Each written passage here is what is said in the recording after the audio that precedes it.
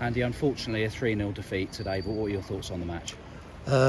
Honestly, I thought there was 3 big decisions the referee had to make, and he got 1 right and 2 wrong, in my opinion. I thought the first goal was offside and a foul, because I think if we'd have body checked a player like that, it would have been given against us. And then they go on and score, and then the corner wasn't a corner. The guys headed it out, and he's given a corner. So that's my little bit of disappointment, because I thought if we could have got to half time, I always felt we was then in the game. But the 2 quick goals killed us, and the referee and the linesman, their decisions weren't on point today.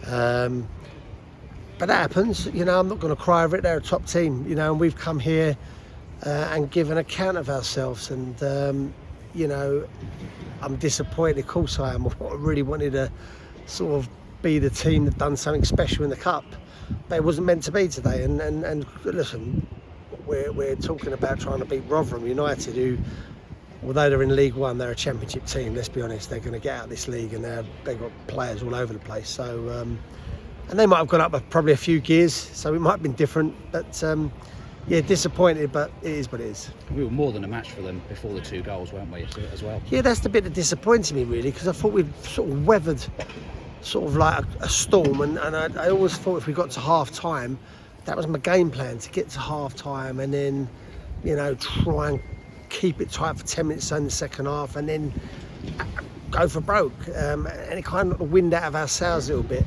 That did, but look, it's one of those things. I can't crow about decisions and that, because that's not what I want to be about. And unfortunately, the sending off early on in the second half made it even more of a mountain to climb in the end.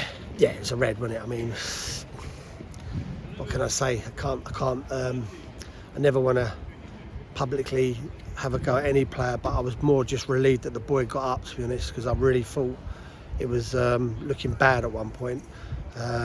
In fairness to the Rotherham player, I have to give him his credit. When I spoke to him when he come past, he actually said that he felt that Hadji was trying to stop and couldn't, which I thought was kind of him, really, because he could have really probably had the ump. So yeah, it was a red, and there's no doubts about that. And then it became a mountain for us, let's be honest. But we still got chances, and I think we still showed some character. I mean, I don't want to single anybody out, but I thought, the back 3 were excellent, but yeah, listen, our DNA is there. That's the good thing. And their manager was very complimentary after, which was lovely. And even at 3-0, like you say, the team just kept on going, didn't they? Didn't give up at any point. No, they didn't. And I have to. I keep saying this, and I think people think I'm saying it for some sort of weird reason. The fans, they didn't stop all game. They were brilliant, and we need that at Hayes Lane. We need these people to tell their friends and come out and support us, because that was brilliant today. The noise, the atmosphere, the players give it their all for them. And I think, if we can get that message out, that how important these people are, because they've come up here, and they've been brilliant, and the players have had a real go, and they when it gets tough and they're singing, it gets you that extra 10 or 15% out of the boys, and it's massive. So I can't thank them enough, and I just hope they drag a friend along and come along and support us and keep supporting us.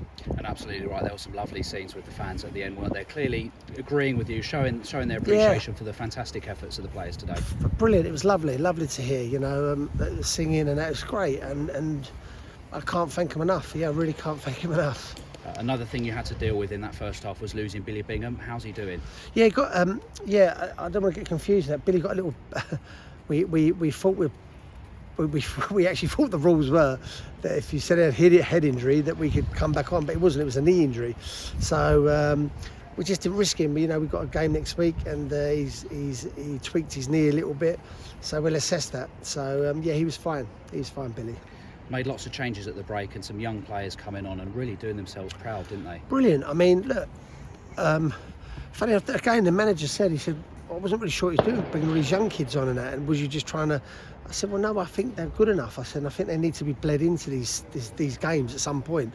Young Finley Lover, I thought he'd come on, he had some lovely touches. Physically, they're not there yet. We know that, and we've got to be patient with these boys. Young Marcus come on. These are young boys of 18, And we even forget about Jude Arthur. I think he's only 19.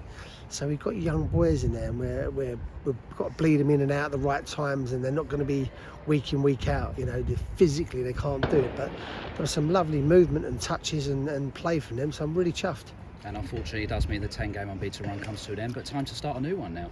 Well, it's probably how you say it, really, because we're now not counting the cups in our run.